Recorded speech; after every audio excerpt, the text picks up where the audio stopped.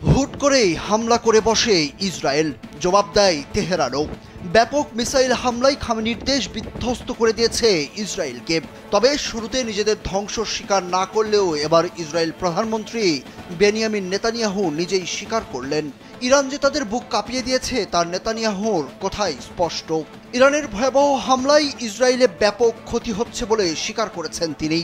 এক ভাষণে নেতানিয়াহু বলেন, ইরানের হামলায় ইসরায়েল অনেক ক্ষতির সম্মুখীন হচ্ছে, তারা মর্মান্তিক ক্ষতি ভোগ করছেন। দ্য টাইমস অব ইসরায়েলের বরাতে আনাদোলু এজেন্সি নেতানিয়াহুর ভাষণ প্রকাশ করেছে।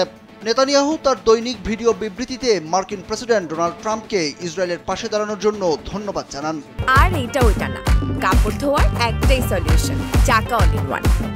তিনি আরো বলেন, তারা দেখছেন দেশের অভ্যন্তরীণ ফ্রন্ট শক্তিশালী, জনগণ অটল এবং ইসরায়েল আগের যে কোনো সময়ের চেয়ে শক্তিশালী। এছাড়া গাজা উপত্যকায় তীব্র লড়াই চলছে বলে উল্লেখ করেছেন ইসরায়েলের প্রধানমন্ত্রী। তিনি বলেন, তারা লড়াই চালিয়ে যাবে যতক্ষণ না সবাইকে ঘরে ফিরিয়ে আনা যায় এবং স্বাধীনতাকামী গোষ্ঠীকে পুরোপুরি পরাজিত করা যায়। ইসরায়েলি কর্তৃপক্ষ জানিয়েছে, ইরানের ক্ষেপণাস্ত্র হামলায় 24 জনের বেশি নিহত এবং শত শত আহত হয়েছেন।